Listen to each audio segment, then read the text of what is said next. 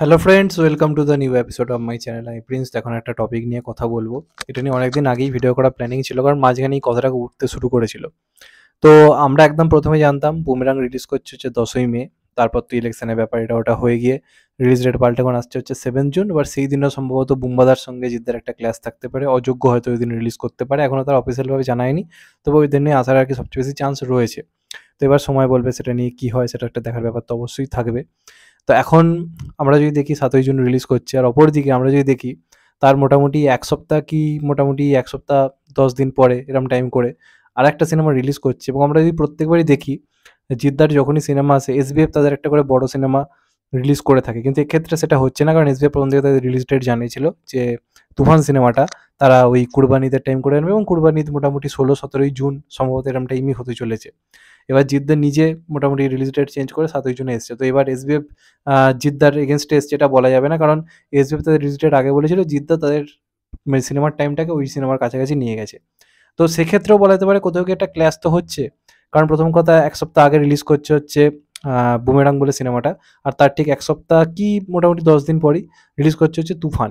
এবার এই সিনেমাটা যেহেতু এসবিএফ ডিস্ট্রিবিউট করছে, স্বাভাবিকভাবেই তুফান এখানে একটা ভালো শো পাবে, এটা নিয়ে কোনো সন্দেহই নেই। এসবিএফ নিজের সিনেমা খুব ভালোভাবে প্রমোট করতে জানে, তো তারা প্রমোশন দেখছেন এখন থেকেই ভালো করছে। আর এই তুফান সিনেমাটা শাকিব খানের যে কটা সিনেমা আপকামিং রয়েছে, দুই দেশের যদি কথা বলি ইন্ডিয়া আর বাংলাদেশ, তার মধ্যে তুফান নিয়ে দুই বাংলাতে একটা ভালো রকম ক্রেজ রয়েছে। কিন্তু এটা নিয়ে আমি দেখতে পাচ্ছি বাংলাদেশের কিছু অডিয়েন্সের মধ্যে আর কিছু অন্যান্য জায়গাতে একটা কথা আমি দেখতে পাচ্ছি যে জিদ্দা বেশ চাপে থাকবে। সাকিব খানের সিনেমা রিলিজ করেছে, জিদ্দা ভার্সেস সাকিব খান, একটা হাড্ডাহাড্ডি লড়াই হবে, তো জিদ্দা বেশ চাপে থাকবে। এটা নিয়ে আমার আপত্তি রয়েছে। এই যে কথাটা জিদ ভার্সেস সাকিব খান, জিদ্দা চাপে থাকবে, এইগুলোর কোনোটাই হবে না। আমি সাকিব খানকে কোনোভাবে ছোট করছি না। দেখুন, সাকিব খান তাদের দেশের একজন বিরাট বড় সুপারস্টার, শুধু নয় সবথেকে বড় সুপারস্টার। আজকে বাকি ঈদের যে সিনেমাগুলো রিলিজ করছে এই মোটামুটি ঈদেতে, বাদবাকি সিনেমাগুলো কোনো হাইপই নেই। সেখানে সাকিব খানের রাজকুমার সিনেমা হাইপ অন্য লেভেল, অথচ কোনো ট্রেলার টিজার কিচ্ছু আসেনি, শুধু গান এসছে আর পোস্টার এসছে। তাও সেটা নিয়ে বিরাট আলোচনা, অলরেডি টিকিট বুকিং মানে কাঁপিয়ে দিচ্ছে। তো বাংলাদেশে সাকিব খানের জনপ্রিয়তা নিয়ে কিছু নেই। কিন্তু এটা মাথায় রাখতে হবে, সাকিব খান জিতের থেকে বেশি জনপ্রিয়, এই কথাটা কিন্তু সত্যি কথা আমার মতো অন্ততপক্ষে মনে হয় না। কারণ সাকিব খান তার নিজের দেশে তুমুল জনপ্রিয়, সবথেকে বেশি জনপ্রিয় স্টার, কিন্তু ওখানে তার লড়াইটা কিন্তু বেশিরভাগ ক্ষেত্রে নিজেদের যারা স্টার সুপারস্টার রয়েছে তাদের মধ্যে। আর সাকিব খানের পাশাপাশি তার সমসাময়িক এখন কেউ নেই। তো সাকিব খানের লড়াইটা কোথাও গিয়ে নিজের সাথে একা। আর ওখানে শাহরুখ সালমানের এগুলো সিনেমা বা হিন্দি বড় বড় সিনেমা খুব কমই রিলিজ পায়, আর সেইভাবে বড় পরিসরে রিলিজ পায় না। তো বিরাট যে বড় লড়াই সাকিব খানকে হিউজ পরিমাণে লড়াই করতে হয়েছে তা কিন্তু নয়। কিন্তু আমাদের এখানে দেবজিৎ বহুদিন ধরে শাহরুখ, সালমান, অক্ষয়, অজয়, তারপর আমরা যদি দেখি সাউথের প্রভাস, আল্লু অর্জুন, এদের সঙ্গে লড়াই করে করে নিজেদের কিন্তু স্টারডামটা তৈরি করেছে। তাদের জন্য প্রথম থেকে কিন্তু ফাঁকা রাস্তা কিন্তু ছিল না, কোনোদিনই ছিল না। আজকে আ জিতকে রীতিমতো লড়তে হয়েছে সালমান খানের সঙ্গে, অন্যান্য জায়গার সঙ্গে, এবং দেবকেও রীতিমতো লড়তে হয়েছে বলিউডের সিনেমার সঙ্গে। আমি দেখেছি ডাঙ্কি ভার্সাস সালার ক্লাসের টাইমে। তো তুলনার দিক দিয়ে বিচার করলে, জনপ্রিয়তার দিক দিয়ে বিচার করলে অবশ্যই কিন্তু দেবজিতের জনপ্রিয়তা সাকিব খানের থেকে অনেক, অনেক বেশি। আমি আবার বলছি ২ দেশ মিলিয়ে। সাকিব খানের নিজের দেশের জনপ্রিয়তার কথা এখানে হচ্ছে না। সেদিক দিয়ে হয়তো সে সাকিব খান হয়তো অনেক বেশি হয়তো জনপ্রিয়, আমি সেটা বলছি না।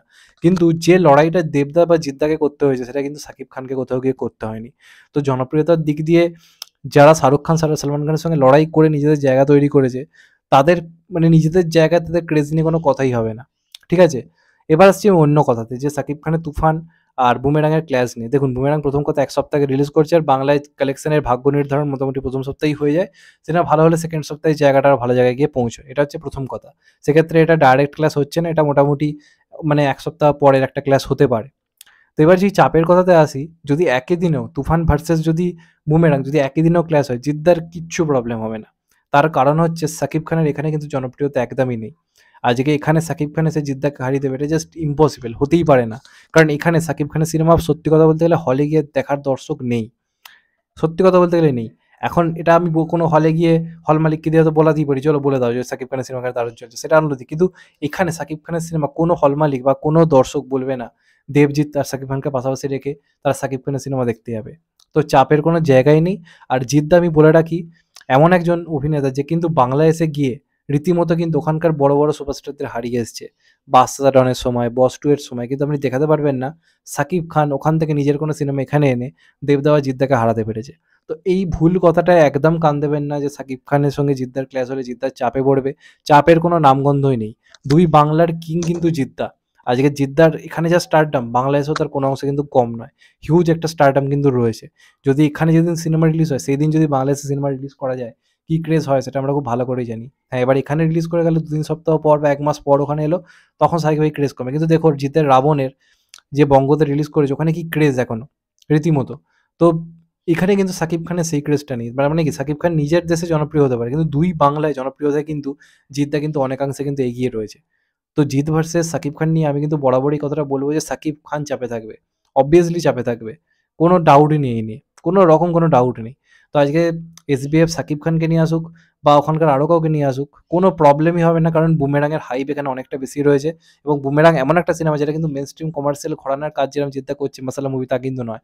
ওটা আবার এমন একটা কাজ যেটা মাল্টিপ্লেক্সের অডিয়েন্সকেও কিন্তু টেনে নিতে পারে।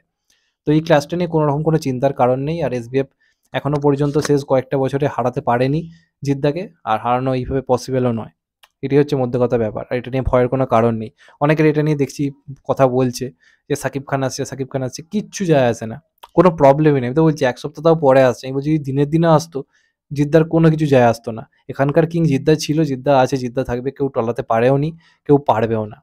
এই হচ্ছে মোদ্দা কথা ব্যাপার। তবে আমি আবার বলছি সাকিব খানকে নিয়ে আমি কোনো নেগেটিভিটি করছি না। আমি ২ দেশ মিলিয়ে কথাটা বললাম যে আমাদের এখানে ক্লাশটা হলে কি হতে পারে। সাকিব খানের নিজের দেশের জনপ্রিয়তা নিয়ে আমার মনে কোনো সন্দেহ নেই। সেটা অন্য জায়গারই। সেটা নিয়ে আমি কিছু বলছি না। যাই হোক, এটাই ছিল আমার বক্তব্য। চ্যানেলটা নতুন হলে চ্যানেলটা সাবস্ক্রাইব করে দিও and get the bell icon. ভালো থেকো সবাই। টেক কেয়ার, নমস্কার। আবার দেখা হবে। এখনো তো বাই। সবাই ভালো থেকো, সুস্থ থেকো। নমস্কার, টেক কেয়ার।